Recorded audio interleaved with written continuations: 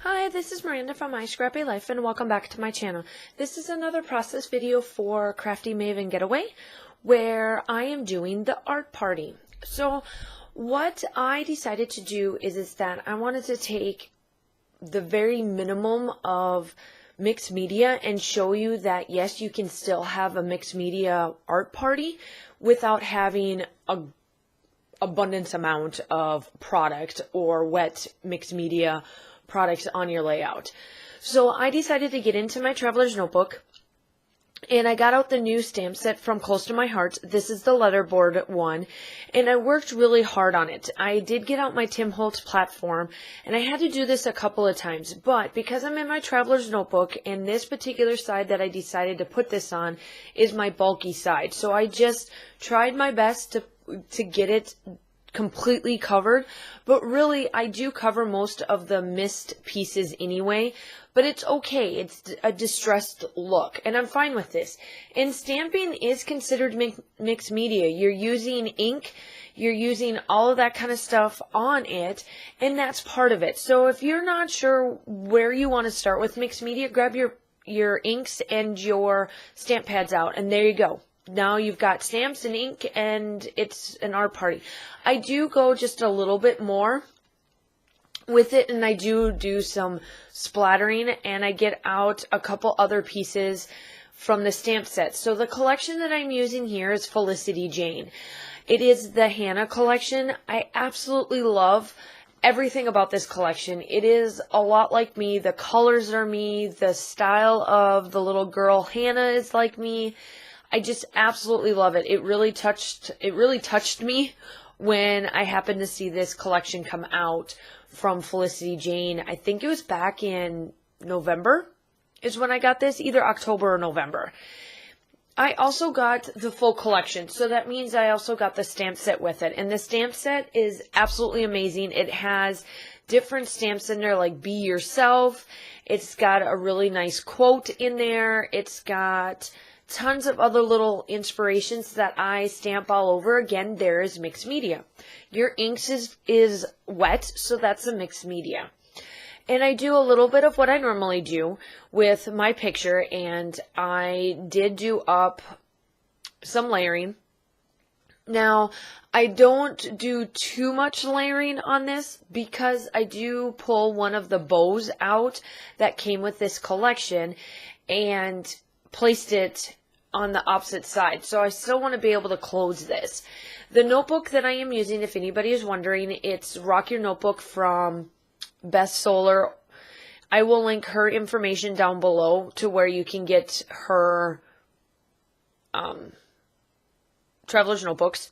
I do have a lot of hers because this is a mixed media. The pages don't buckle or, like any of that kind of sort. Like it doesn't give you that look that it bled through or that it wrinkles because you added mixed media. I don't have to add gesso if I don't want to. Now, if I'm heavily embellishing or heavily doing mixed media on my layout with the embellishments, I will put some gesso down just so that it's got an extra barrier just in case if it does want to warp. But I have yet to really see her notebooks warp for that fashion. So now I am ready to embellish. It's pretty much done for that part. And that's the little girl on the bike that I get. I took a little piece of scrap paper and I turned it into a banner underneath the word journey. And I placed the little bow in between there. And I like the color of that bow. It's not pink, but it's not red. It's like in the middle. And I absolutely love that. So here I am. I'm looking at some of my Shimmers paints that are in my stash. And this is the other part. If you don't want to go so far in depth into mixed media like I have, or even try Missy Wooden, because I've done Missy Wooden inspiration stuff and I still don't get them like how she does. She's just got the arc and the knack for it. But the thing is that start with splatter. So about 2.5 years ago, I just started with mixed media. It may not look like it. You all are probably thinking, oh no, you guys have been doing... I haven't. I have a couple of good friends that saw me start out with mixed media, and at first I was never going to do it on any of my layouts. And then they said, well, why don't you start with splatters? So that's what I did. I started with splatters, and it's now grown into what you guys have seen on my channel now. And here's where I'm just stamping along. So I took out 2 other colors from my distressed oxides. Again, there's your mixed media.